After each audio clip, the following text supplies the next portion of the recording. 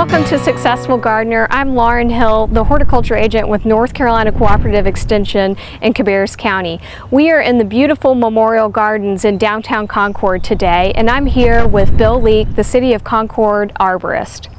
Bill, do you want to tell a little bit more about yourself to the public today? Yes, Lauren, thank you. Yes, I am Bill Leake, and I am the City Arborist for Concord, North Carolina. Some of my duties are, of course, caring and maintaining the trees on city properties, parks, and greenways.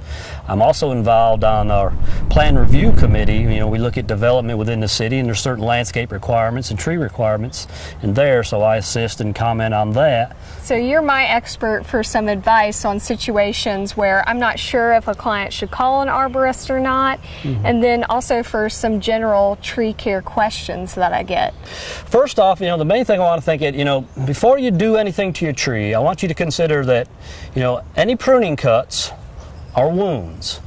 So, you know, before you're going to, you know, talk to somebody or talk to an arborist or talk to somebody about cutting on your tree, you want to look into why are you doing this, because there are consequences, you know, for making those cuts.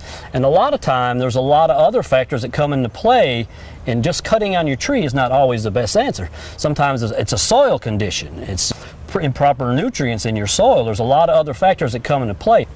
Well, now, is there a difference between somebody who has an arborist certification and someone who might just have a saw and a truck and come cut down a tree for you? Yes, there is, yes. By being a certified arborist, you've shown that you've gone ahead and done the study and the preparation to gain additional knowledge above and beyond the general tree cutting skills and stuff.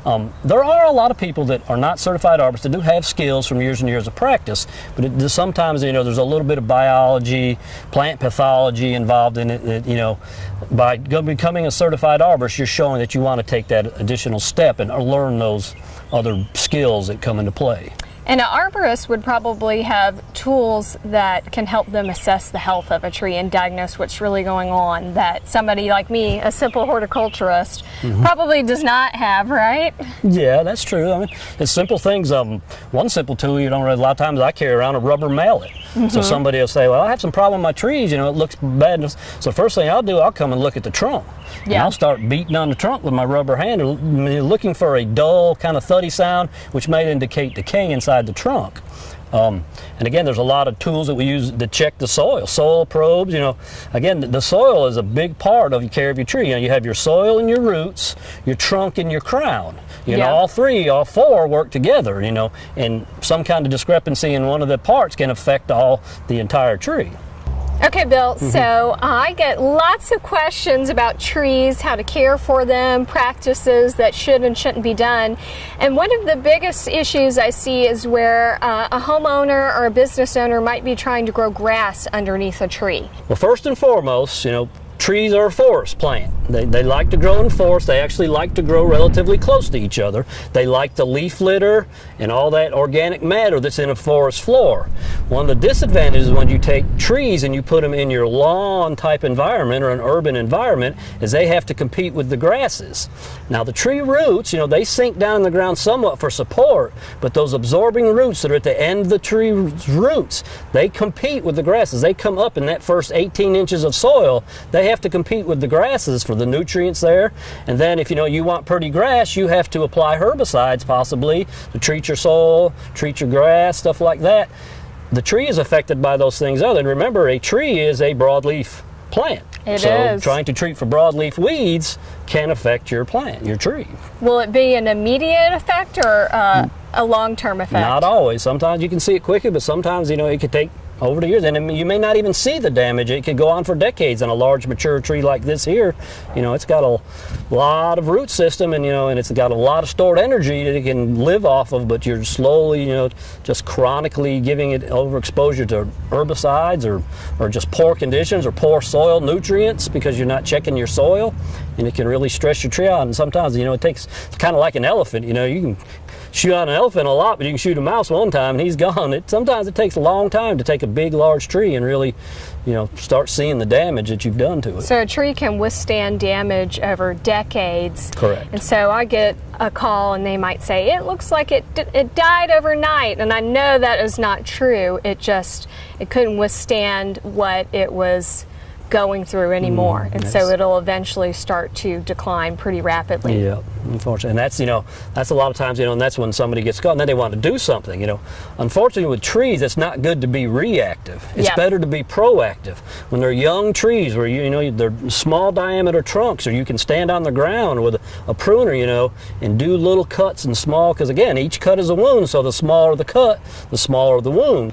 Now, what about water? So I interact with a lot of clients who think once you put a tree in the ground after its first year of life, Mother Nature is going to take care of it. Not necessarily, especially in an urban environment, in a lawn environment. Not having enough organic matter in that soil makes our soils dry relatively quickly. So, and again, it's more about preparation of your site and not just your tree. If you can keep a tree in a mulched area, it's far superior than being, grass right up to the base of the tree. So Bill, I get a lot of phone calls and questions about trees where a client thinks all of a sudden the trees become a hazard. And they think, oh, immediately I need to call the extension office. Lauren, will you come take a look at this tree and tell me if it needs to be cut down? Is it going to fall on my house? And that's where, unfortunately, I cannot share much advice or expertise. Okay, well, the first thing I'd like to say is you need to consider that all trees have a certain amount of risk, especially large trees. I mean, there's a certain amount of risk. There's benefits to that risk, and you have to judge, how comfortable are you with that risk to enjoy the benefits that large trees and the shade they provide.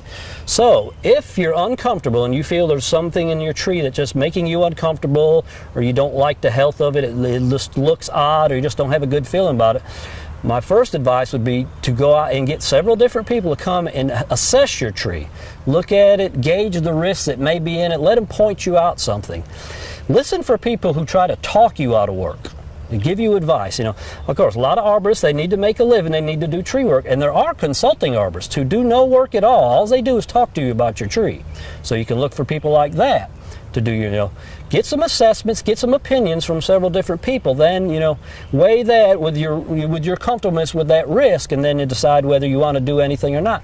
So really you need a consultation before you have any cutting done on a tree, or a tree, if the possibility you think it needs to be cut down or removed. You really need to get multiple opinions from an expert, so a consulting arborist or a certified arborist. That is correct. All right, so Bill, right tree, right place is extremely important, and unfortunately this mistake is made by builders, homeowners. They put trees in all the wrong places, and then I get lots of phone calls, Lauren, help us fix this problem. What can a homeowner or a property owner do to prevent that from happening? Okay, one of the things you can do before you decide that you want to plant, you have your property located, look for your below ground utilities, above ground utilities. You can look at your deed, find out if you've got a plat, look for dedicated underground easements for possibly sewer or water lines, overhead electric lines. You don't want to plant tall trees within 15, 20 foot of overhead electric lines, because they're going to grow up there, and then the utility crews are going to have to come cut on your tree, and you're going to yell at them for slaughtering your tree, but yet the tree was planted in the wrong place. So, look at all those factors before you go and plant the tree, and, give that tree room to grow. And if there's not a lot of room there, consider the right species. Maybe a smaller species that tops out at 25, 30 foot. If you want to, get it closer to the electric lines, and that way nobody has to really cut on it. It just improves the survivability of the tree. if you plant them on top of utilities, underground utilities, and they have to come do some work, then they're going to have to damage those roots. And exactly. And then, that's a slow, hazard. You don't realize what's going on underground. They've cut these roots, and you get decay in there, and then you wonder why your big old tree all of a sudden toppled in your backyard. But it's, not thinking it through when you planted those trees in the beginning. That can really save somebody a headache from either the expense of having the work done or the devastation in their landscape from losing a shade tree or a privacy screen. That is correct. So we've kind of covered a lot of topics today.